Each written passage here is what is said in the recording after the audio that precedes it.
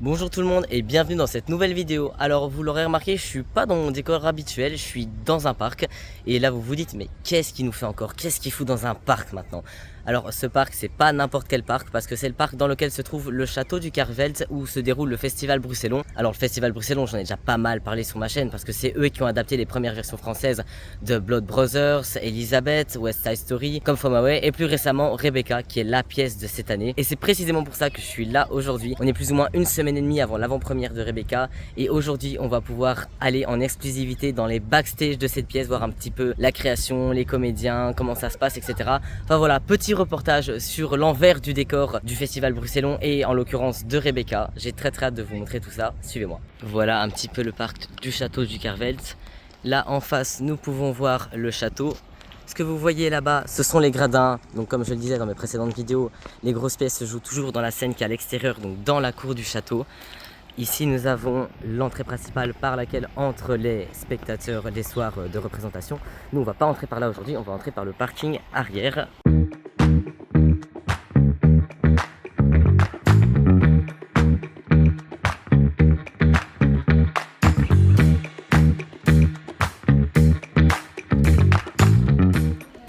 Alors ici on peut voir le décor qui n'est pas encore tout à fait fini, les gradins qui sont pas encore tout à fait installés. Et donc voilà, nous sommes là dans la cour du fameux château du Carvel, la fameuse cour où s'est joué tellement de comédies musicales, Elizabeth, etc.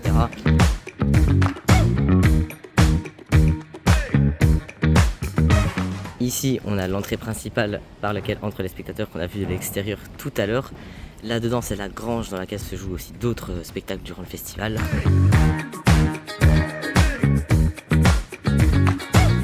Alors comme je le disais, du fait que c'est en extérieur, j'ai déjà dit dans mes vidéos, l'orchestre ne peut pas être en dessous comme c'est le cas généralement pendant les grosses pièces. L'orchestre est toujours là-dedans, les images sont retransmises sur scène aux comédiens. Ici on peut voir l'arrière des décors, donc comme vous pouvez le voir c'est assez impressionnant. Ici on a tous les décors, tous les accessoires. Là-bas derrière c'est là où sont les loges. Je fais partie des ensembles, donc on a plein de petits rôles dans tous les tableaux. On passe de l'un à l'autre, les domestiques, les invités. Et alors, dans le domestique, moi je pense que je suis un petit peu la sphère hiérarchique des femmes. Là, on a changé mon nom parce qu'il était un peu compliqué, donc maintenant c'est Miss Russell. C'est d'ailleurs ma tenue de domestique. Super. Oh, wow. Pour le prologue. Oh, c'est sympa. On est toutes dans ces tons verts, Ah, je crois. j'aime bien. On a toutes des robes déclinées sur ce tissu-là.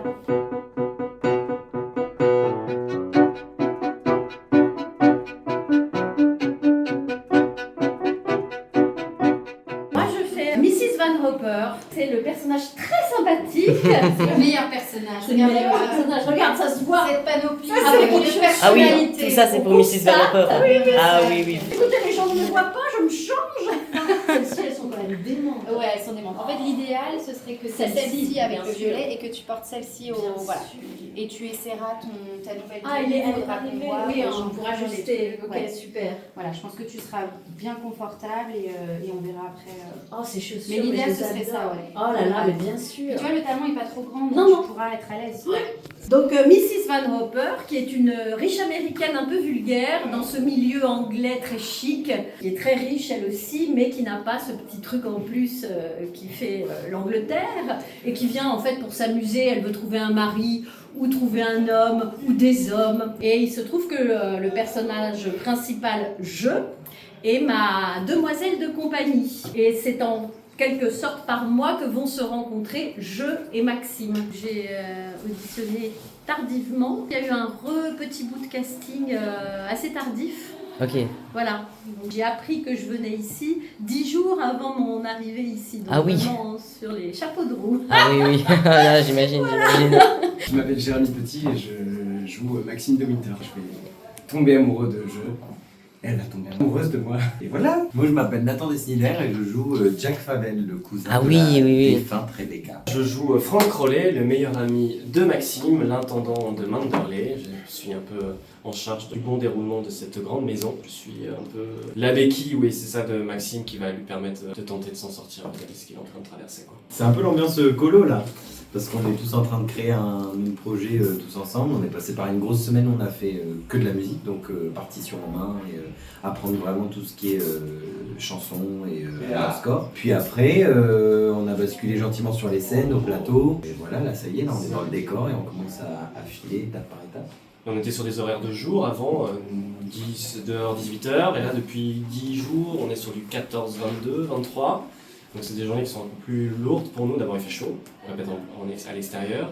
Et puis certains d'entre nous ont déjà des journées déjà le matin avant d'arriver en répétition ici, donc ça fait des journées qui sont très longues. Donc pour la fatigue c'est dur, mais tout le monde le sait, tout le monde est au courant, tout le monde est conscient. C'est un processus de répétition qui est long et qui est exigeant, mais qui est ok et qui fait aussi du bien de pouvoir aller dans les détails, etc. Pour le moment c'est encore très technique, mais une fois qu'on aura reçu les micros, les costumes, bon là ça commence à arriver, le décor terminé, on pourra vraiment être dans des conditions, on va vraiment pouvoir délivrer aussi nos intentions, aller beaucoup plus loin dans nos personnages, ouais, si ça sera plus concret. Là c'est très technique et tout n'est pas encore là, donc pour le cerveau c'est un peu compliqué. Après d'être passé du studio de répétition où on imaginait le décor et puis là d'être dans le concret, même s'il n'est pas complètement fini, ça change déjà beaucoup le rapport. Ah ouais, j'imagine. Ça concrétise déjà énormément. On s'est vu dans les costumes qui n'étaient pas encore tout à fait terminés. Là il y a eu des retours sur les costumes, tout plein de choses, des choses qui sont sur mesure totalement, des choses qui sont louées mais où il faut repriser pour que ce soit à la taille des comédiens et comédiennes. Donc là c'est la première fois qu'on se découvre en costume, donc il y a beaucoup d'excitation aussi de voir. Déjà là moi je vois un peu les couleurs de Favel, etc. Et puis le nombre de costumes que Maxime a aussi, c'est très cool de voir ça. Alors ça c'est le costume que j'ai pas encore essayé de terminer parce qu'il est sur mesure. Il est très beau, il est très chaud je pense. Ça aussi c'est une veste sur mesure. Donc je l'avais essayé mais pas terminé non plus. Puis j'ai quand même quelque chose d'un peu plus léger. Ça je pense pas l'avoir essayé non plus. Je pense que ça c'est un de mes premiers costumes ou un de mes costumes principaux. Donc quelque chose d'estival et léger. Puis une petite veste en laine pour compléter. Je pense que ça c'est ma première apparition. Et un petit costume de bal aussi. Pour le fameux bal de Manderley, j'imagine. Super. Waouh. Sinon c'est votre première fois au Festival Bruxellon ou vous avez déjà joué Moi oui. Moi j'avais déjà joué avec... Qu'est-ce que je dis? Qu'est-ce que j'ai joué? Attends, on l'a refait.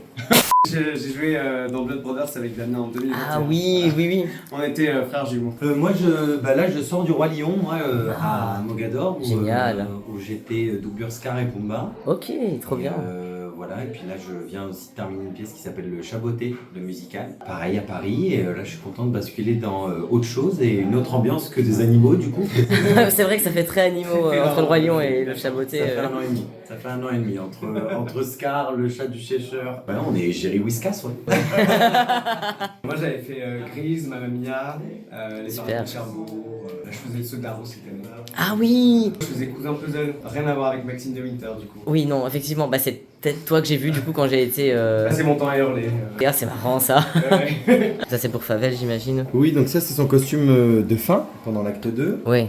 Qui a été fait aussi sur mesure, donc costume 3 pièces, clinquant. En fait, les metteurs en scène voulaient que Favel soit toujours avec des couleurs très exubérantes, étant donné que le personnage est très grande gueule et lui-même très présent. Ça, c'est ma tenue pour le bal, où j'interviens, mais pas en Favel. Je serai un des nombreux invités de ce bal, parce que Favel ne peut pas être invité à ce bal. Et voilà, ça c'est mon manteau, à tous les coups pour la scène des débris.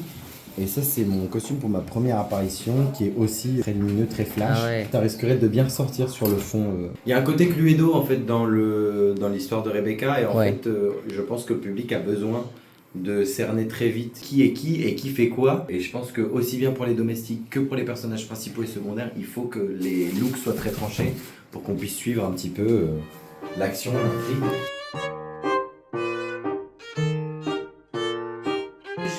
Plusieurs rôles. Mon rôle principal, c'est le colonel Julian, voilà, qui fait l'enquête à la fin. Mais je suis aussi un domestique, je suis aussi un personnage du peuple quand il y a un bateau qui a échoué. Et je suis aussi un client de l'hôtel. Donc là, le challenge, ça va être, pour le prologue, d'être Julian. Et 30 secondes après, d'être le client de l'hôtel, sachant qu'il y a des bretelles, des pantalons, des cravates, des gilets. Ah oui. C'est un truc de fou, quoi. Ah oui, avec des vrais boutons, c'est pas des faux boutons avec des pressions en dessous. Donc il va falloir trouver une solution. Par exemple, le gilet, je vais pas le mettre. Le gilet de Gillian, je vais pas le mettre au début, c'est pas possible. Parce qu'il faudra que j'enlève ça pour mettre ça. La cravate, je vais pouvoir mettre 2 cravates différentes parce qu'il suffit de... Je sais faire des nœuds qui s'ouvrent tout seuls. Alors là, c'est pour moi. Ensuite, il y a Mathias Fleurakers qui est un comédien qui va faire Ben et qui va faire d'autres personnages. Okay. Et aussi Nicolas Soulier qui va faire plusieurs personnages. Lui, il a le grand plaisir de mettre une belle perruque pour faire le juge. Ah oui, je me demandais pourquoi c'était Voilà, la le perruque. juge en Angleterre.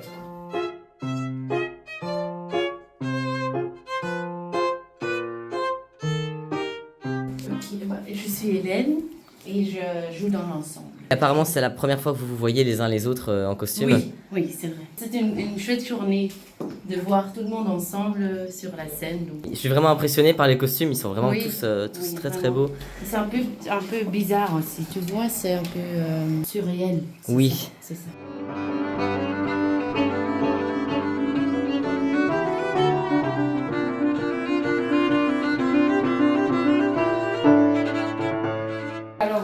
Moi c'est Laura et j'ai le plaisir d'interpréter le rôle de Je. Du coup Je c'est un peu le personnage central, on va suivre un peu sa version d'histoire tout le long du spectacle. C'est une jeune femme pleine de force et qui tout au long de l'histoire va pouvoir s'ouvrir, s'assumer à travers les rencontres plus ou moins bienveillantes avec elle et puis toutes les petites intrigues. Voilà. Je travaille beaucoup sur Paris, dans des œuvres type comédie musicale aussi, mais beaucoup plus sur Paris, en France. J'ai joué dans Chantons sous la pluie, par exemple. Okay. Après, je fais des spectacles aussi familiaux, Alice la comédie musicale, par exemple. Je fais aussi des opérettes. Et tout ça, c'est des costumes que pour jeu ou bien il y a plusieurs personnages hein? Pour jeu, c'est tout ça.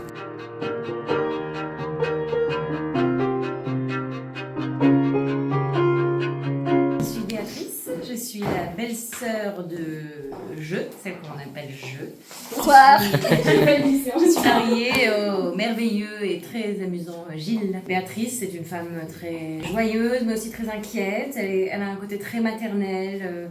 Maxime étant son petit frère chéri d'amour. Elle accueille avec joie sa nouvelle belle-sœur. C'est super, l'équipe est géniale. Moi, j'aime beaucoup travailler en extérieur comme ça. Et puis, je sais pas, tout est chouette. En fait, j'ai un peu l'impression d'être en... Il faut pas mal le prendre.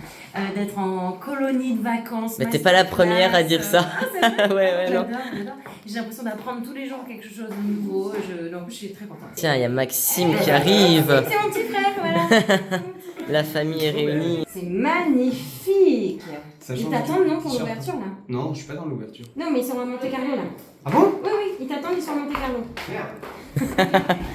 Alors récemment, j'ai joué dans une version de Alice au Pays des Merveilles, Alice le spectacle musical. La même Alice que Laura. Oui, Bah, c'est super. comme ça qu'on s'est connus. Ah, c'est marrant. C'est ça, exactement. Et c'était un hasard que vous vous retrouviez ici, du coup. Oui. C'est un peu Bah, les mêmes, c'est un souvent peu les mêmes le même- personnes oui. qui se retrouvent. Oui, on est quand même, c'est la même famille, le même réseau. Ouais. Voilà, il y a ça, et puis il y a l'Esprit de Noël, un spectacle de Noël, dans lequel j'ai rencontré Nico, qui joue mon mari, Gilles.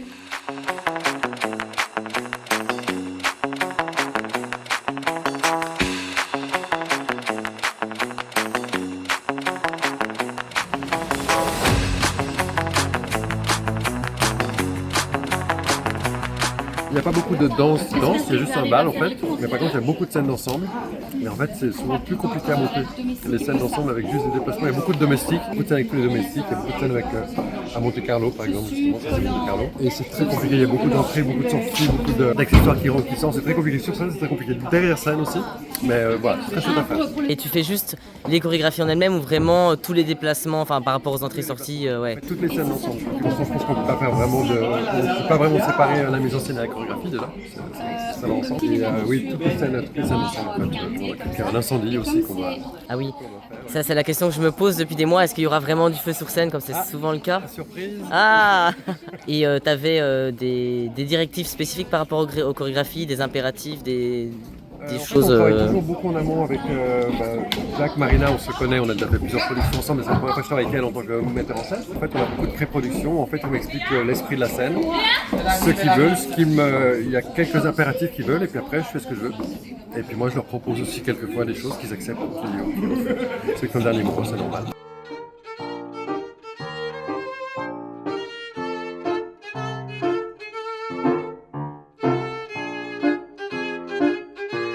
la 6e année que je travaille avec eux, je connais bien le système. Vous avez eu quoi comme consigne spécifique pour Rebecca du coup On a discuté rien que les deux metteurs en scène et moi pour voir un petit peu vers quelle ligne ils allaient, quelle époque, quelle année surtout, parce que dans les années 20 ça change très très fort. Donc voilà, on a déterminé tout ça.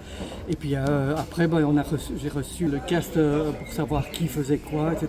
Et donc après je suis parti dans mes recherches. Et j'ai un petit peu vu dans les loges tous les différents costumes, il y a tout qui est vraiment pensé, enfin c'est l'impression que j'ai eu pour être vraiment esthétiquement cohérents les uns avec les autres, que ça fasse vraiment des beaux tableaux. Enfin j'ai vu que la plupart des costumes étaient vraiment très assortis, et rien que les voir les uns à côté des autres, c'était déjà très joli, que c'était vraiment réfléchi pour que ça aille avec la mise en scène, le décor, tout ça. Il fallait tenir compte du décor qui était très très présent, et donc il fallait pas que je mette des rouges et des oranges et des choses comme ça. Donc finalement, c'est surtout le pastel qui m'a... Et c'est l'époque aussi, hein. J'étais beaucoup dans le pastel.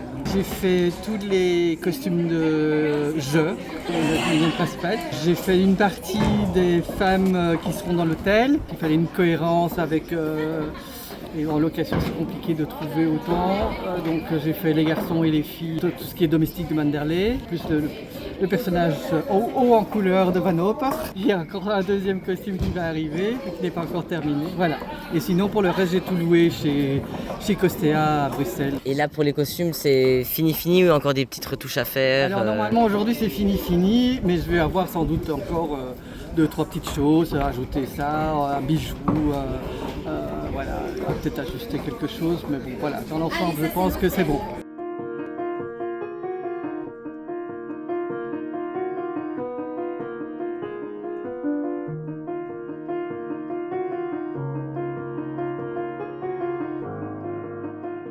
Bonjour Olivier. Bonjour. Merci beaucoup encore une fois de m'avoir reçu aujourd'hui, c'est vraiment super. Voilà, tu es directeur du Festival Bruxellon.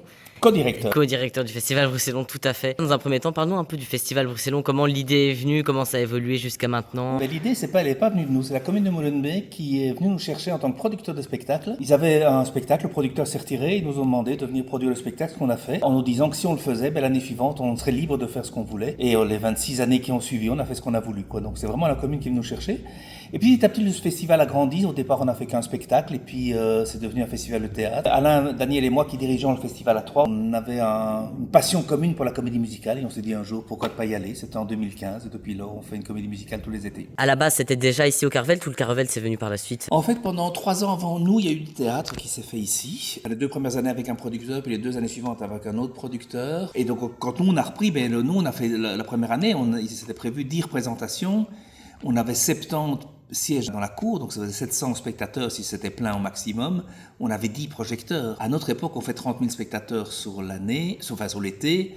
On a 400 projecteurs à accrocher pour Rebecca, quoi. Si ce n'est que nous, on est toujours avec nos raclettes quand il pleut, hein. On est toujours dans ce côté artisanal, etc. Quand on voit comment on parle de nous à l'étranger, ou quand moi je vais à Londres, ou quand Alain va la première, par exemple, à l'Opéra de Vienne, on est reçus comme des rois, quoi. Et nous, ça nous a toujours ça nous fait rigoler, parce qu'on se dit, est-ce qu'ils savent qu'on est toujours des petits artisans de rien du tout, quoi. Mais c'est vrai que la vision qu'ils ont, la manière dont ils ont reçu nos spectacles, ils disent que c'est incroyable ce qu'on a réussi à faire avec Sunset, avec West Side Story, Création mondiale en français, ou bien sûr avec Elisabeth, quoi. C'est fou, enfin c'est super touchant. Mais rien que l'année dernière, tu me parlais de Come From Away, que tu étais en contact avec les personnes qui avaient vraiment vécu ça, c'est fou cette histoire. C'est les gens qui étaient vraiment dans les avions, qui ont vraiment accueilli les gens chez eux. Moi j'étais encore, quand j'étais à Londres la fois passée, je dis je discute avec des gens du métier de là-bas, ils disaient oui, on fait des comédies musicales.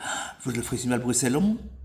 Je dis, ils se foutent de moi, quoi, j'ai mon truc Bruxellon, quoi. Voilà, quoi. Et surtout que en francophonie belge, en tout cas, il n'y a pas vraiment beaucoup de comédies musicales. Il y a Damien Lockneux qui commence à en faire avec Toby Hart, mais c'est tout petit, quoi. Donc, le vrai saut, c'était la comédie musicale. Et on s'en est pas rendu compte de ce qu'on faisait, hein. Maintenant, avec du recul, quand on regarde le DVD souvenir qu'on a, nous, en interne de La Mélodie du Bonheur, ça reste magnifique.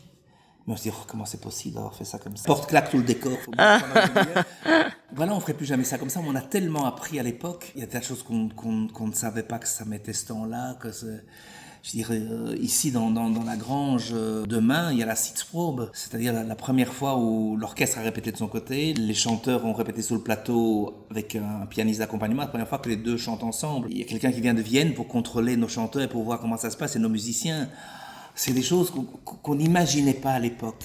Et maintenant, c'est très gai parce que quand il vient et qu'il a des petites remarques à faire, j'oublierai jamais sur Elisabeth. Parce qu'il faut savoir que dans les conventions qu'on a, l'article 2, ils disent que s'ils n'aiment pas le spectacle, ils peuvent l'interdire. Sans justifier. Ouais, donc c'est une pression quand même. C'est une vraie pression, mais c'est pas plein d'artistes de nouveau francophones disent comment vous acceptez de signer ça, etc. Et tu la liberté artistique. Je dis non, parce qu'ils vont nous laisser faire tant qu'on respecte ce qu'a fait l'auteur. Quand ils ont vu notre décor, ils ont dit mais les gars vous êtes fous. Et on leur a expliqué, ils disent, oh quelle super idée. Quoi. Ah, ouais. Donc ils laissent aller. Ce qu'ils ne veulent pas, c'est qu'on le parodie. VBW à qui appartiennent les droits ont eu un problème avec la danse des vampires. Enfin à Broadway en 2002, qui était complètement parodié, qui était. Je savais même pas qu'ils avaient fait ça à Broadway, la danse des vampires. Ils ont fait en 2002 avec Michael Crawford. Un drame, ça a tenu 60 jours, mais ils sortaient du métro, enfin c'était n'importe quoi. Et à partir de ce moment-là, ils ont décidé, comme beaucoup d'autres, Lloyd Webber fait exactement la même chose. Si vous ne respectez pas l'œuvre, montez autre chose. C'est pour ça qu'il vient. Et donc Michael vient pour contrôler le truc. Et quand il était venu sur Elisabeth, on allait comme ça. Ils ont 3 directeurs musicaux là-bas, et c'est entre autres le gars qui dirige systématiquement Elisabeth. Ah ouais. Dans les grands c'est une bête. Et c'est comique quand il a vu notre première scène d'Elisabeth, celle où tout le peuple arrive et tous les nobles sont là-bas derrière. Et il dit c'est quand même terrible avec vous les francophones. Vous voulez toujours que ça soit beau. Et nous on dit mais qu'est-ce qu'il nous veut maintenant celui-là? Il dit mais c'est pas ça que ça veut dire cette scène. Et nous ce qu'on avait fait c'est avec les micros, on avait fait qu'on entendait très très bien chanter les 4 nobles derrière et que le peuple était là, mais qu'on voulait entendre ce qu'il disait. Il dit c'est juste le contraire. Le peuple est en train de prendre le pouvoir, on ne les entend plus. Le public ne peut pas comprendre. Et vous essayez de faire que la belle chanson qui est écrite derrière, on l'entend. Est-ce que je peux demander à l'ingé son de changer les balances? Et il a changé. Et on se dit putain c'est vraiment juste ça.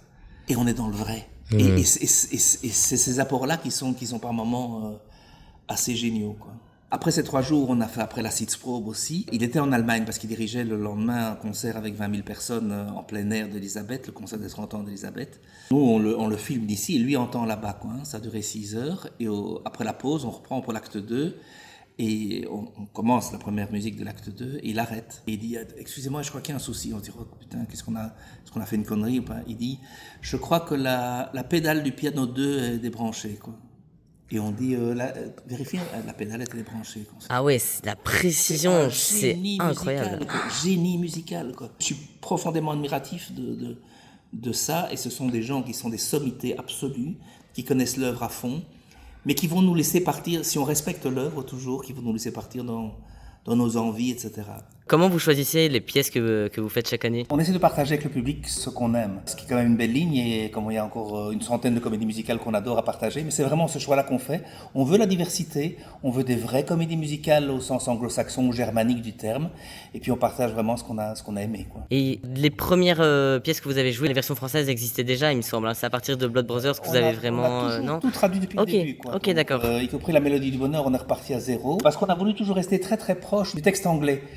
Beaucoup de traductions françaises qu'on a vues, c'était souvent tout un bloc de textes qui étaient traduits qui voulaient dire la même chose. Or nous, on voulait la progression au sein de la chanson, de la dramaturgie ou du suspense, etc. Donc on a voulu toujours repartir de traductions. Les premières, on les a fait nous-mêmes et puis on est passé avec Stéphane Laporte. Et du coup, pour en revenir à Rebecca, comment vous en êtes arrivé à choisir Rebecca? Eh bien, Jack et moi, on l'a vu en 2006 à Vienne. Souvenir incroyable. À l'époque, on n'aurait même pas pensé le faire puisqu'on ne faisait pas encore de comédie musicale. C'était exceptionnel. On avait déjà vu Elisabeth. On s'est dit, tiens, les mêmes auteurs font une nouvelle comédie musicale, et on a été voir.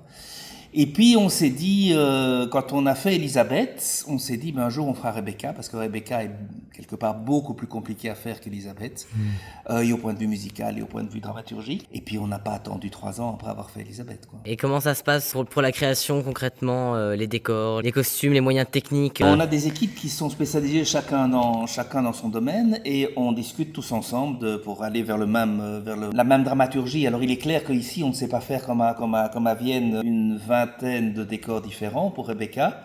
Donc on a tout un peu mis dans l'esprit de jeu. C'est-à-dire que tout est un peu dans un drôle de monde comme ça, avec bien sûr Mandalay, bien sûr avec la mer, bien sûr avec tout ça. Mais c'est le jeu qui nous raconte ça. Donc on est quelque part dans son esprit. Donc on a un décor un petit peu abstrait. On s'est aussi rendu compte à quel point le roman de Daphné du Maurier était autobiographique. Tout là-dedans, c'est son histoire à elle. En fait, peu de gens savent comment est-ce qu'elle a rencontré son mari. C'est une belle anecdote. Elle avait fait son premier vrai grand succès au théâtre, ça s'appelle en roman, pardon, ça s'appelle Jamaica Inn. Et il y a un gars qui a lu ce roman et qui lui a téléphoné en disant est-ce que je pourrais vous rencontrer, j'ai vraiment adoré, quoi. Et ils se sont rencontrés, puis quelque chose s'est lié entre eux. C'est génial. C'est elle qui lui a demandé en mariage, parce que c'était une femme qui portait la culotte, comme on dit. Ouais. Et il a accepté. Quelques jours avant le mariage, elle a un peu fouillé dans ses affaires. Et elle s'est rendue compte qu'il avait des lettres d'amour d'une autre femme, avec qui il était fiancé 6 mois auparavant. Et les fiançailles s'étaient rompues. Et cette femme, c'était l'opposé de Daphné du Maurier. Daphné du Maurier qui était une femme libre, habillée en homme, enfin, on en plein dans les années 30, hein, donc on la voit jamais en jupe, sauf quand elle est tout à fait obligée de le faire. Elle aimait la solitude, elle aimait se balader, elle aimait monter sur les falaises, etc. L'autre, c'était juste le contraire, c'était la femme des dîners mondains, en belle robe, etc., vraiment. Et elle a toujours, à partir de ce moment-là, eu l'impression d'être la seconde. Un peu comme on a ici dans Rebecca, je qui a l'impression d'être la seconde par rapport à Rebecca qui était la première. Et tout ça est vraiment exprimé dans ce roman-là. C'est vraiment quelque chose de terriblement autobiographique. D'ailleurs, son mari s'est demandé à maman s'il n'allait pas finir assassiné. Et en fait, toute cette histoire-là, cette histoire hyper sensible de cette femme qui commence à exister, c'est quelque chose qui nous a touchés. C'est aussi ça qu'on a voulu raconter vraiment avec une grande tendresse pour cette femme qui passe à travers tout. De tous les spectacles que j'ai vus ici, à chaque fois j'ai remarqué que vraiment le Festival Roussellon se contentait pas de juste refaire une autre version un peu différente d'une pièce qui a déjà été faite et refaite. Vous apportez vraiment à chaque fois votre version, votre interprétation de l'histoire. Pour Rebecca, je me demandais, en ce sens, qu'est-ce qui avait été pensé. Mais on fait vraiment ce travail sur jeu. C'est-à-dire que moi, les versions que j'ai vues, bien sûr, je les ai vues en allemand, donc c'est pas la même chose, ou en anglais. C'est pas ma langue. Donc je ne sais jamais si quand je comprends pas tout, je ne ressens pas toutes les finesses, peut-être que c'est la langue qui ne me permet pas de comprendre toutes les finesses. Mais il est clair qu'ici, on veut vraiment aller au fond de la personnalité de jeu et qu'on se rende compte vraiment qu'elle prend des décisions au bout d'un certain temps, qu'elle fait des pas vers la liberté, qu'elle est vraiment amoureuse de son mari, que son mari est vraiment amoureuse d'elle. On veut aussi que tous les personnages existent parce que il est clair que Daphné du Maurier, qui était... elle a eu des passions pour plusieurs femmes avec qui elle a fait des trajets. Et il est clair que très clairement, Mrs. Danvers est amoureuse de Rebecca. Très clairement. Je ne l'ai pas toujours ressenti dans les autres comédies musicales. On n'allait pas jusque-là. J'espère vraiment qu'ici, on va arriver à de montrer que c'est en partie amour contre amour. Que ces deux femmes amoureuses, quelque part, moi, la scène du balcon où il y a Danvers qui pousse l'autre presque à sauter du balcon pour s'en débarrasser, c'est parce qu'elle s'en fout quelque part que l'autre vienne là et qu'elle se marie avec le nouveau, avec Maxime de Winter, dont elle se fout complètement. La seule chose qui suit, c'est que la femme qu'elle aime n'est plus là. C'est dans cette complexité-là où chacun aura sa lecture, mais c'est vraiment jusque-là qu'on a vraiment envie d'aller. Je crois pas que c'est une femme folle. Je crois que c'est vraiment une femme déchirée. Une femme déchirée, d'abord parce qu'elle a dû supporter que la femme qu'elle aimait se marie avec Maxime de Winter. Daphné du Maurier a eu ça. Elle est partie à un moment à Paris, dans une école, elle était très très proche d'une de ses profs. Il y a eu des relations entre elles. Donc c'est toutes des choses qu'elle a laissé traîner comme ça dans ses romans.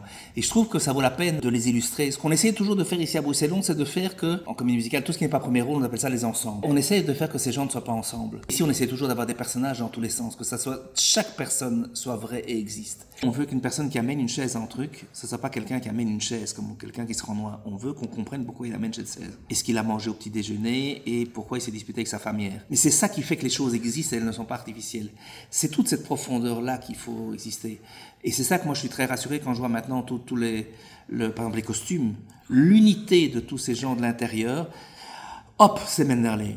Et dès qu'ils ne vont plus avoir ça, ils vont être d'autres personnes, quoi. Donc voilà, c'est tout ce travail ensemble qui va à un moment se goupiller ou pas se goupiller. Ça, c'est trop tôt que pour le savoir, quoi. Et j'ai entendu que tu parlais tout à l'heure du feu, donc il y aura bien du feu à la fin. Il y aura du feu, alors c'est compliqué parce qu'on ne sait pas évidemment, parce qu'on est en plein air et qu'il y a des règles en Belgique qu'il n'y a pas en Autriche en tout cas. Il va y avoir du feu, c'est très impressionnant. Il y a toute une pyrotechnie, enfin toute la fumée qui vient, etc. Mais n'oublions pas que toute cette histoire se passe dans la tête de Rebecca, de jeu plutôt. Oui. Donc voilà, c'est tout ce truc-là où on doit faire attention de ne pas chaque fois aller trop loin parce que tout est dans son imaginaire à elle. Alors on s'est dit au départ, il suffit d'un petit feu et puis c'est son souvenir. Non, là, ça brûle vraiment. C'est vraiment, on prend des mesures de sécurité parce que il y a des flammes sur 10 mètres de large et des flammes de 30 cm de haut. Donc c'est vraiment impressionnant. Il faut que ce soit vraiment à distance des gens parce que même s'il y a du vent, il ne faut pas que ça puisse toucher les costumes ou les cheveux. Enfin, il y a des tas de choses comme ça où il faut vraiment faire gaffe. Il ne faut pas qu'on prenne de risques pour faire une belle image, quoi. Ça ne vaut pas la peine. C'est clair. Et déjà, l'image qu'on a là, elle est impressionnante. Donc de ce que j'ai compris, donc, l'avant-première, c'est à partir du 9 juillet. Oui. Et le 12, c'est la première officielle, c'est ça? Le 12, c'est la première officielle. Plein de gens en Belgique francophone comprennent pas ce que c'est que ces avant-premières. Ils disent oui, mais si le public rit pas, alors vous changez. C'est pas commercial. C'est simplement parce qu'on a voulu faire passer quelque chose.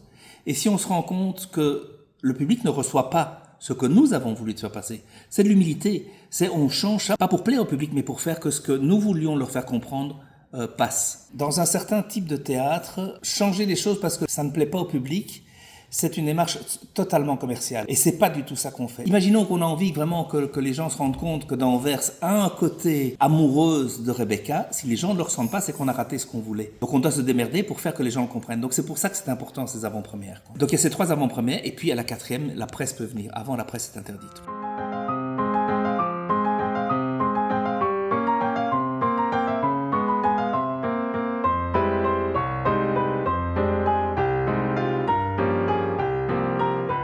Bonjour Laurent. Bonjour. Du coup c'est toi qui t'occupes des lumières au Festival Bruxellon. Voilà. Ça a toujours été toi ou avant c'était quelqu'un d'autre? Ça a toujours été moi. Globalement comment ça se passe, à quel point les tableaux dépendent des lumières par rapport aux comédiens, tout ça Ici c'est un décor où il y a peu de choses qui bougent, donc il y a des éléments qui sont amenés et donc il est important que la lumière ait des changements d'axe, de couleur et de zone pour signifier des endroits où l'action est censée se passer. La difficulté c'est qu'évidemment comme c'est en plein air, à partir d'une certaine heure, tout l'aspect du décor est visible. Donc du coup c'est difficile de ponctualiser certaines choses, c'est plus facile dans la deuxième partie et c'est plus facile dans le courant du mois d'août quand le soleil se couche plus tôt. Mais ça c'est quelque chose qui est inhérent au niveau du spectacle et donc il faut accepter qu'il y ait cette difficulté et en général on fait des grands coups de peinture en général avec la lumière pour crédibiliser ça et pour jouer avec ça. Mais le plein air induit inévitablement une difficulté à ce niveau-là. On est complètement dépendant de ça et un jour n'est pas l'autre, un jour peut être très nuageux donc du coup la lumière ne sera pas pareille que un jour qui est en plein soleil. Donc ça c'est très très différent et s'il fait orageux, un nuage foncé ou un nuage clair, ça ne donne pas aussi la même chose. Donc tout dépend de la... Mais voilà, ce sont les joies et les difficultés du plein air. Sur tous les spectacles que tu as fait au Bruxellon, est-ce que tu as noté vraiment des différences fondamentales dans l'importance ou le rapport du jeu de lumière par rapport à l'histoire, aux différents tableaux? Oui, la lumière est vraiment prioritaire et primordiale de toutes les manières dans tous les spectacles. Oui, c'est une importance cruciale, donc c'est vraiment très très important pour emmener le spectateur dans l'émotion dans laquelle on souhaite l'emmener. Est-ce que tu as des directives par rapport à ça ou vu que c'est toi le pro, c'est un peu toi qui gères, juste tu sais un peu... Oui, on fait. D'abord, la première étape, c'est toujours une présentation de la maquette, du décor. En fonction de ça, ça nous donne des lignes directrices en fonction des couleurs et autres. Et après, on fait une grosse réunion artistique avec les metteurs en scène pour définir comment on va travailler la lumière. Eux ont des envies, je leur dis si c'est possible ou pas. Moi, j'ai des envies, on en parle et on se met d'accord. Et à partir de là, je fais un plan lumière. Je décide du matériel utilisé, où est mis ce matériel. Et après va commencer le travail du pointage et de la conduite lumière. Du coup, quand vous faites des filages avec lumière, j'imagine, vous en avez déjà fait jusqu'à maintenant ou pas encore? Non, pas du tout, j'ai juste pointé les lumières pour l'instant. On a passé 2 nuits pour pointer les lumières. Je vais voir un filage ce soir. Il reste la face à pointer mardi. Et à partir de mercredi et jeudi, je vais faire une pré-conduite avec mon régisseur. Et à partir de là, je vais faire envoyer les effets lumière pendant les filages du soir. Et on va travailler avec les metteurs en scène à partir de là et adapter tous les jours et changer les choses tous les jours. On commence à une dizaine de jours de la première de faire des filages avec de la lumière et on a une dizaine de jours pour affiner ça jusqu'au général public. On travaille encore jusque dans les avant-premières, le travail continue, ça veut dire que je travaille après les filages parce que là j'ai besoin du noir complet pour travailler, sachant que demain quand le spectacle recommencera à 9h, on ne sera pas dans les vraies réalités. Mais ça me permet d'affiner les choses plus précisément et pour ça j'ai besoin du noir. Et donc le noir, j'ai besoin de travailler après 22h. Donc après les filages, si on termine à 23h30, les comédiens ils ont fini, moi j'entame un service avec mon régisseur où je continue le travail de la lumière. Et sinon à part ça, tu as des anecdotes, des petits quoi qui se seraient passés Je me souviens qu'une fois il y a eu une coupure de courant parce qu'il pleut souvent et donc Russe c'est que ça fasse sauter le courant. Donc il peut y avoir un showstop. Et je me souviens qu'à un moment donné, je ne sais plus sur quelle pièce, le comédien devait dire la réplique et maintenant voilà le soleil et au moment où il dit cette réplique le courant est revenu d'un coup. Voilà, ça c'est une anecdote. Ça c'est excellent. C'est assez magnifique, donc tout le monde applaudit évidemment, tout s'est rallumé d'un coup et voilà le soleil et voilà, applaudissement général. Mais à part ça, il n'y a pas eu de gros soucis à cause de la pluie ou quoi Si, on a eu pas mal de moins en moins maintenant parce que techniquement c'est de plus en plus mieux fini pour ne pas qu'il y ait des infiltrations d'eau, etc. Mais non, il y a déjà eu des projecteurs, des fiches qui ont été gorgées d'eau, qui faisaient sauter le courant, c'était problématique. Il y a eu du vent, des prises de vent, le plein air est très compliqué. Est-ce qu'il y a eu des représentations qui ont dû vraiment être coupées à cause d'un problème à ce niveau-là? Ah ouais. Oui, c'est déjà arrivé, mais ça peut arriver. Ça, c'est très embêtant, évidemment. Alors, des fois, il y a des spectacles qui se terminent même dans la grange, parce qu'il pleut trop fort, donc on demande. Et le public ne veut pas partir parce qu'il veut en connaître la fin de l'histoire. Alors, c'est arrivé qu'une fois que la distribution soit venue dans la grange et fini de raconter l'histoire et fini les derniers chants. Ça, c'est des moments uniques qu'on ne peut vivre qu'en plein air. En début de spectacle, quand il fait encore vraiment jour, le plateau est quand même éclairé un minimum, j'imagine. Il est éclairé un minimum. Il est éclairé un minimum. Il faut habituer le spectateur, l'œil du spectateur à ce qui est un flux lumineux. Mais vraiment, il y a des fois où on allume la lumière début du spectacle, que les projecteurs soient allumés ou pas, ça ne change pas grand-chose tellement il fait encore plus. Okay. Surtout au début juillet, la première quinzaine du mois de juillet, là, le solstice d'été est encore bien haut, mais après ça va mieux.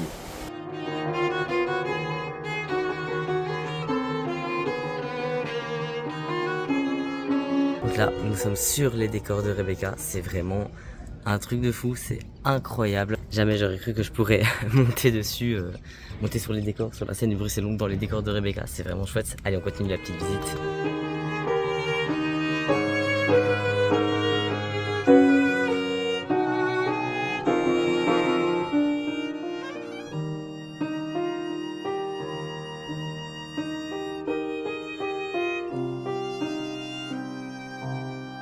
Voilà, on peut voir ici le dispositif pour les flammes qui seront projetées, qui vont se lancer là dans la rambarde.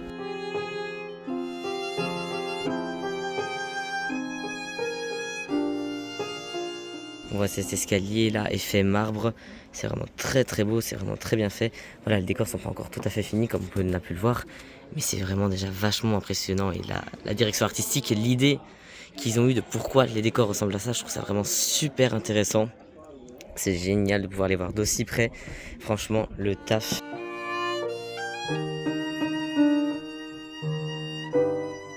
So you will be playing Mrs. Danvers in Rebecca? Yes. I saw the audition from Bruxelles online, and I was thinking, oh my god, I knew the musical, I knew the spectacle, nice. Yeah. And I was like, oh, Mrs. Danvers is something for me, but I'm way too young actually, I'm too young to play it.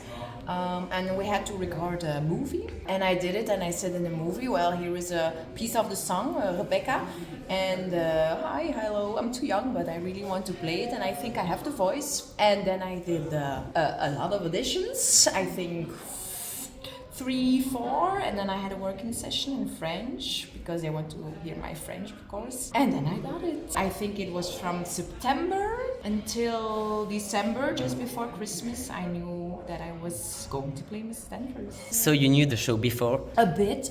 I knew the songs, I knew the music, not the whole story, not the details, but I knew the role, so it was on my bucket list. And this is your first time in Bruxelles? Oui. Okay. Yes. And what did you do before? I played a lot of years with Studio 100. I don't know if you know it. I saw 1518.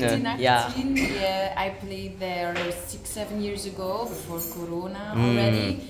I did the first show there and I did the last show there. Oh, so nice. I played there for 7 years. I also worked in different musicals. I'm a singing teacher. I worked in Belgium, in different places and with different productions. I did also a production outside with Historalia. I don't know if you know that, Historalia. No, I'm not sure. I played 2 years ago, 3 years ago, Marie Antoinette. So that was my... yes. Like the musical Marie Antoinette? Yes, I was Marie Antoinette. Oh, nice, yes. Nice. So that was the first thing I did outside. No, that's not true.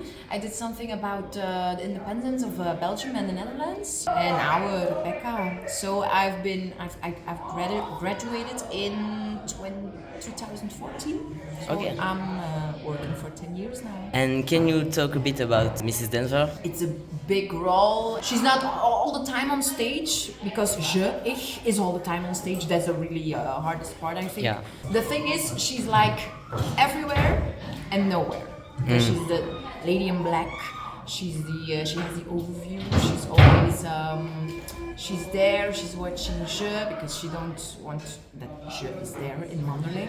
But the role itself is complicated because there's nothing, you can see nothing in her face. She has like no emotions, but there happens a lot. And that I still have to find because I think me, myself, I am very expressive and I cannot do it on stage for the first time. She's older than me. The age of playing is 50 years old and I'm 32 now. She's quiet, but she's not. She has no emotions, but she has. She doesn't show a thing, but she does. So it's like all those things totally like visible, not visible. So I still have to find that.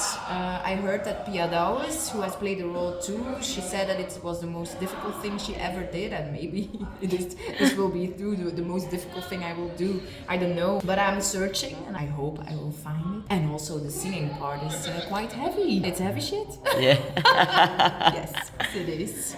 So I'm studying on material, and it's nice to do, but also it's a thriller, so it's a totally different thing than I'm used to. She's so strict and she's so correct that I have to find in my body. Because I think I have the looks, but I have to find something in my body that tells everything to the audience. Can I see Mrs. Denver's dress? Of course, but it's upstairs.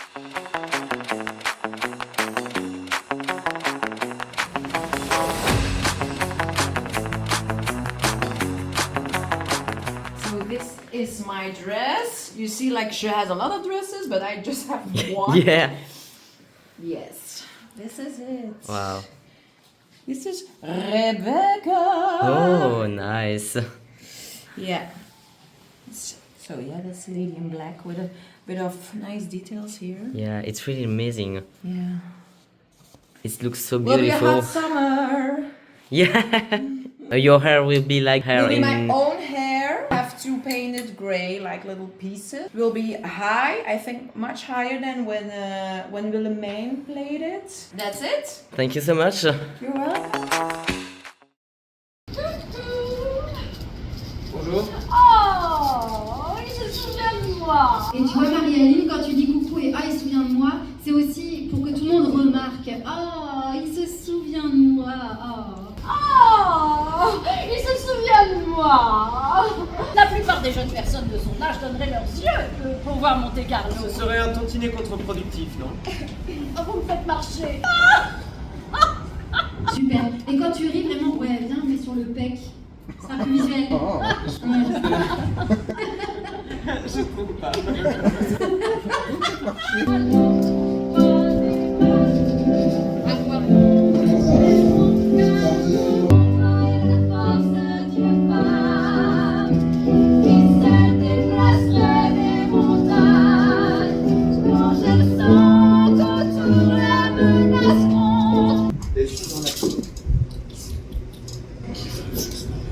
Avez-vous la moindre idée de ce qu'elle voulait vous dire, de si important? Nous voilà sur la scène du festival au Russelon, au milieu des décors. Et du coup, parlez-nous un peu de vous, présentez-vous, qu'est-ce que vous faites, tout ça dans le spectacle. Voici Jack Cooper. Voici Marina Pangos. Et nous commettons en scène Rebecca. Ben oui. Donc tout ce qui existe sur le plateau, visuellement, au niveau... imaginaire, ouais, visuel, inspiré de nos fantasmes de ce spectacle. Ouais, fantasme mutuel. Voilà, moi j'ai rencontré Marina quand elle était notre magnifique Eliza Doolittle dans My Fair Lady. Et puis on s'est bien entendu, et quand on a eu l'idée de faire ce spectacle-ci, dont moi j'avais depuis longtemps, je lui en ai parlé. On trouvait intéressant que ce soit mis en scène par un homme et une femme, donc deux générations presque différentes, elle est beaucoup plus jeune que moi. Oh. Et donc on s'est bien entendu sur cette œuvre, et nous voilà. Est-ce que vous avez intervenu dans la création des décors ou pas du tout? Ça vient de vous aussi? Le travail du metteur en scène, c'est vraiment de A jusqu'à Z. Après, c'est en collaboration artistique avec d'autres artistes, donc une ou un scénographe donc, dont le métier est d'imaginer, après discussion avec les metteurs en scène, le décor, comment il va être, les couleurs, les formes, etc. Et après, ça se développe avec chaque corps de métier. Oui, on a expliqué vraiment ce qu'on souhaitait comme esprit. On aimerait bien qu'on soit dans le souvenir de jeu, donc que ce soit à la fois concret, mais un petit peu. On a donné tous les sentiments. Et puis, on leur a demandé évidemment de lire l'œuvre, d'écouter la musique, tout ça. Et le mélange de ce qu'on a exprimé comme envie et de ce qu'eux avaient lu a donné à peu près ceci tel quel. Ils ont vraiment... On n'a pas changé grand-chose à l'idée de base. Et Sylviane Besson a été très créative pour ce décor. Est-ce que vous avez eu quand même des directives au début? Alors c'est vraiment parti de... Vous aviez le feu vert? Ça part vraiment de l'imaginaire, du pôle mise en scène en fait. On lit l'œuvre, on discute, on écoute les musiques, on imagine. Comme là, il y a deux metteurs en scène, il y a aussi une discussion entre son imaginaire, le mien, tomber d'accord, etc. Et donc ça part vraiment de rien en fait, hein. Ça part d'échanges et de deux imaginaires qui essaient de trouver un pas l'un vers l'autre, et après ça vient se joindre à l'imaginaire du ou de la scénographe qui vient crayonner un petit peu, donner le dernier coup de crayon à l'idée, quoi. Et quand on a vu la maquette, on était très surpris que aussi spontanément, ça correspondait, ça cochait vraiment toutes les cases qu'on espérait avoir dans la scénographie. On a fait check, c'est super. Est-ce que c'est vous aussi qui gérez les entrées, les sorties, les déplacements, tout ça? C'est en collaboration entre guillemets avec le chorégraphe? Oui, c'est vraiment tout ce qui existe au plateau, que ce soit visuel ou déplacement ou quoi, c'est vraiment la mise en scène qui crée tout ça. Avec le chorégraphe évidemment, c'est lui qui fait tous les numéros dansés ou tous les numéros où il y a beaucoup de monde sur scène. C'est avec le chorégraphe, on dit voilà, il faudrait que ce décor rentre à ce moment-là et que cette personne sorte à ce moment-là. Et avec le chorégraphe, on chorégraphie les entrées, les sorties. Et puis avec les comédiens aussi, quand on travaille les scènes, alors selon ce qu'ils proposent, selon ce que nous on a imaginé, on essaie de chorégraphier tout ça tous ensemble. Et c'est vraiment la même chose avec tous les créatifs du spectacle, que ce soit costume, direction musicale, même là, un petit peu moins, lumière, chorégraphe, c'est vraiment, on exprime ce que nous on a envie comme sentiment, mais même dans les lumières, on a envie peut-être que la scène se passe plutôt en soirée, avec beaucoup d'inquiétude, ou plutôt un matin positif. Brumeux. Voilà. Et chorégraphie, même chose. Là, Kylian, on aimerait c'est Kylian Campbell qui fait les chorégraphies, on aimerait qu'on ait un sentiment de groupe aristocratique qui regarde de loin ce qui se passe. Et plus on alimente les autres créatifs de nos envies, et bien plus eux créent dans la bonne direction. Et la difficulté d'un spectacle avec autant d'intervenants, c'est d'aller tous dans la même direction. Et ça, c'est très chouette. C'est quelque chose qu'au Festival Bruxellon, comme on se connaît bien, c'est quelque chose qui fonctionne bien. Vous connaissiez déjà la pièce ou pas du tout? Vous avez vraiment découvert par la suite? Je connaissais le roman, les films aussi. Je n'avais jamais vu la comédie musicale. Et moi, j'ai vu la création à Vienne et j'ai revu le revival. Il y a maintenant, c'était en 2022, je pense. Dès le début, j'ai flashé sur la musique. C'est vraiment très rare d'avoir en comédie musicale, je trouve, sur scène, le sentiment, comme dans Sunset Boulevard, de grande musique cinématographique. D'où 18 musiciens. Ça, c'est assez rare dans une comédie musicale, qui est vraiment ce côté cinématographique. Et du coup, vous avez déjà des idées, enfin surtout toi qui connaissais déjà la pièce, est-ce que tu avais des idées spécifiques de mise en scène? Alors pour telle scène, j'imagine un truc comme ça. Parce que je fais partie des gens qui ont toujours essayé de faire que ce soit des co-mises en scène au Festival Bruxellon, à deux. Et donc, avant que je ne sache avec qui j'allais le faire, je me suis interdit de penser plus concret, parce que c'est vraiment un ping-pong d'idées qui s'est fait. Et si on y réfléchit chacun trop avant, alors le point de départ n'est pas commun. Alors c'est compliqué d'avoir un terrain d'entente commun si on a trop imaginé tout seul ce qu'on souhaitait. Donc c'est vraiment interdit de rêver à ce spectacle avant qu'on fasse chacun un pas dans la direction qui commence à s'afficher ici. Quelles sont les choses les plus dures, enfin là en l'occurrence pour Rebecca, du coup c'est quoi le gros enjeu en termes de mise en scène? Moi je dirais le gros enjeu c'est justement cet aspect cinématographique et tension du thriller. En comédie musicale on a plutôt l'habitude de voir des choses, c'est du pur entertainment, on fait rire, c'est de la joie, etc. Là je trouve que cette œuvre de comédie musicale donne à voir vraiment une tension qu'on a plus l'habitude de lire dans un roman policier ou de voir dans un film policier que de voir sur une scène de comédie musicale. Et ça, je trouve que c'est le gros enjeu de cette œuvre. Et c'est ce qui fait aussi sa beauté, je trouve, sa particularité, quoi. C'est compliqué au cinéma quand on a un thriller. Le cinéaste, le réalisateur peut dire, ah tiens, je fais un zoom, je me rapproche, je fais un champ, un contre-champ. Mais ici, les gens ne bougent pas de place, ils seront toujours à 2, 4, 6 ou 20 mètres de la scène. L'angle de vue ne change pas. Et donc, c'est pas évident, dans un plateau aussi grand, d'amener vraiment l'attention sur un point précis là. Et ça, c'est un travail qui est plus compliqué que d'habitude. Et c'est la première fois que vous faites la mise en scène pour Bruxellon ou pas du tout? Dans ton cas? Alors, moi, oui, pour Bruxellon, oui, parce que je fais de la mise en scène ailleurs. Mais pour Bruxellon, avec un plateau si immense, oui, c'est la première fois. Et moi, c'est la 8e co-mise en scène. En fait, toutes les co-mises en scène au festival, sauf West Side Story. Et à part ça, vous avez fait de la mise en scène pour quoi d'autre? Moi, j'ai mis en scène des comédies musicales plus familiales, adaptation des Fables de La Fontaine, adaptation d'Alice au Pays des Merveilles, adaptation de Peter Pan. Là, en août, je vais mettre en scène une adaptation de L'Île au Trésor aussi. Ah, j'en ai entendu parler, oui. Ouais, qui est produit par Toby Hartz et Damien Loqueneux. Moi, d'habitude, mon dada jusqu'à présent, ça a été de faire de la mise en scène de plateau où on a de 7 à 15 comédiens, chanteurs, danseurs et vraiment des adaptations d'histoires qui sont plus familiales. Mais c'est toujours comédie musicale, voilà. Et moi, ici, principalement, et aussi des spectacles plus de mélange d'art visuel. Notamment 2-3 cabarets. Ça, j'ai fait dans un magnifique Spiegel Tent l'hiver qu'on écrit avec Kylian cette année-ci, mais pas trop comédie musicale, plus cirque, magicien, chanteur, acrobate, c'est un autre style. Mais aussi des concerts dans d'autres spectacles de magie et les miens aussi. Je vous voyais en répétition tout à l'heure. Est-ce que ça va, c'est évident pour vous quand vous voyez les scènes, quels enjeux il faut amener dans la scène Ce qui saute beaucoup aux yeux de manière générale quand on dirige des comédiens, c'est leurs énergies. Donc on a choisi nos comédiens, donc on sait aussi les énergies qu'on a choisies. Donc on part de leurs énergies, de ce qu'ils sont, de ce qu'ils dégagent. Et l'histoire en général, les dialogues sont très bien écrits, l'histoire est très bien écrite, la musique vient alimenter énormément aussi.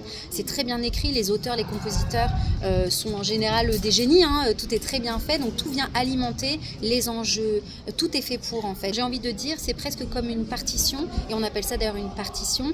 On suit la musique, qu'elle soit dite ou qu'elle soit jouée, on suit la musique que les auteurs et les compositeurs ont écrit, donc parfois oui ça saute aux yeux. Après ce qui saute moins aux yeux, c'est la mise en place, ça c'est une vraie recherche, faut essayer des choses, recommencer, et puis c'est hyper subjectif, parce qu'on y va avec notre sensibilité personnelle. Donc par exemple là on commet en scène, donc on fait un pas l'un vers l'autre, donc on trouve une solution ensemble, une idée, on va vers une idée ensemble, mais si j'avais mis en scène toute seule ou si Jack avait mis en scène tout seul, les choses auraient été différentes. Les choses auraient été différentes, parce que oui. C'est subjectif, ça vient de l'individu, de la sensibilité de l'individu, donc ça peut prendre tellement de formes. Et puis pour la même scène, un déplacement fonctionne pour un comédien, pas pour l'autre. Oui. Donc.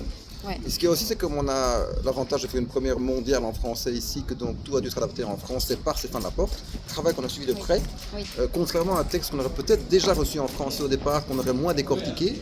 Ici, le fait d'avoir vraiment travaillé avec lui sur l'adaptation, ce sont ses mots évidemment, mais dans les intentions, on a beaucoup travaillé avec lui là-dessus, mais ça nous a donné assez vite des discussions sur toutes ces scènes et une connaissance de la approfondie de chaque scène. Ça, de ce qu'on voulait raconter, pourquoi, ça a été un super point de départ. Il n'y a pas une volonté de ressembler en termes de mise en scène, que les tableaux ressemblent un max à l'original, ou au contraire de s'éloigner, c'est vraiment en fonction de ce qui se crée tout seul. La volonté de s'éloigner. Nous ne sommes pas les mêmes artistes, nous n'avons pas les mêmes budgets, nous jouons en plein air, donc il y a aussi des difficultés liées à l'endroit, etc., qui deviennent des superbes idées et qui donnent lieu à de nouvelles idées, donc on ne peut pas reproduire.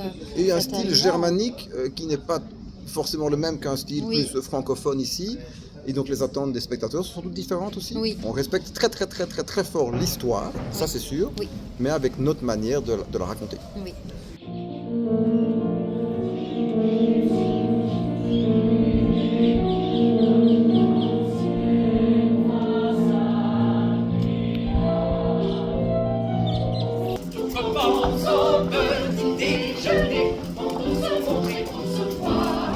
Comme quoi il faut toujours se méfier de l'eau qui dort. Leçon de tennis, mon cul.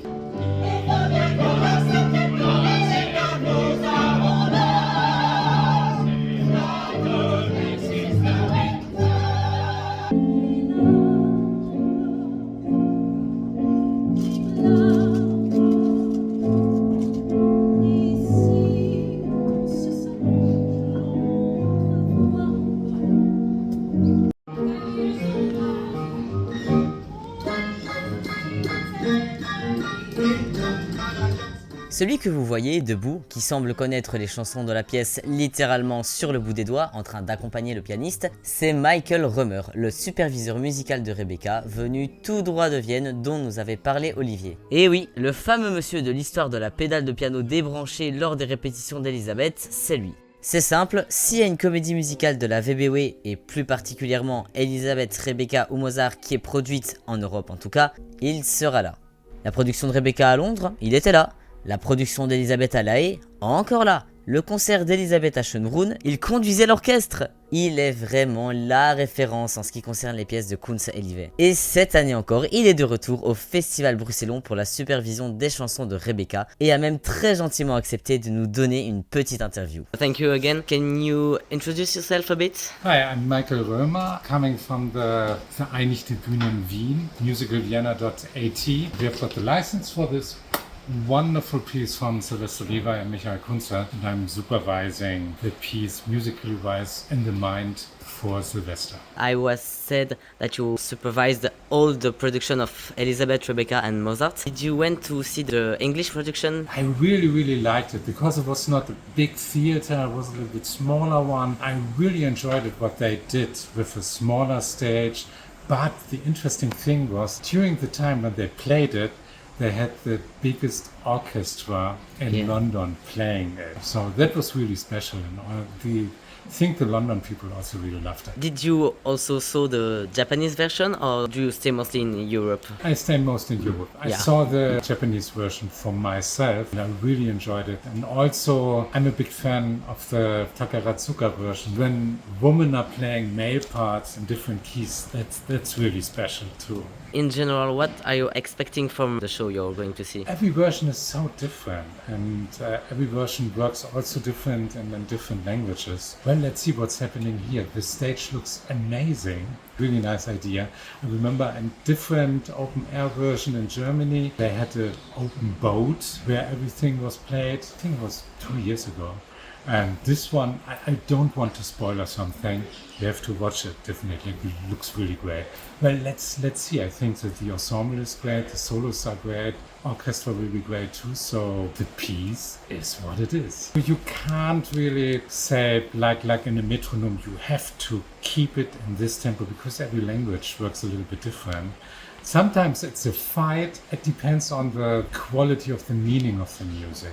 If Sylvester really wanted to have a rocky pop sound, then you can't slow it down or do it faster. There's the spirit of the music, what they both wrote, and my work is really to keep this spirit in the music in different versions. There will be compromises definitely sometimes, or some wishes of cuts, and so that's work in progress. It's a kind of, if you have a pop song, and the pop song comes in different languages, you don't speed up the pop song, but it's on a different language. So I think it's the same thing in musical songs in different languages. The main character has to stay. So that's the thing of my work, just make sure that the main character of the music and the words, what Michael Kunze and Sylvester Lieber wrote, stays in the spirit of the production. And you came to see Elizabeth 3 years ago? And what did you think of it? Elizabeth was great. It was the same work for me, working as a supervisor. I really enjoy it. That was the first time I heard it in French language. And that was so unbelievable, seductive, and kind of sexy too when the dad was singing his songs. Yeah. I'm looking forward to this version also, hearing all the songs in your language. Will be great. If they want to produce Mozart here in Bruxelles, what do you think of the idea? It would be a great idea. It would be really great. I'm a big fan of the show too. If I have a ranking personally, I think Mozart is my secret number one, definitely. I really like this story because I'm a musician too. It's about the person who's got talent and has to fight for his position in the social community. It's gonna be really popular also for young persons looking this show. In Japan, they used a Japanese pop singer, so Mozart. He's unbelievable. He's unbelievable. This story is so timeless. Elizabeth too. Rebecca is special. This is more a kind of multi-vision movie with live music on stage. And Elizabeth is a kind of monument.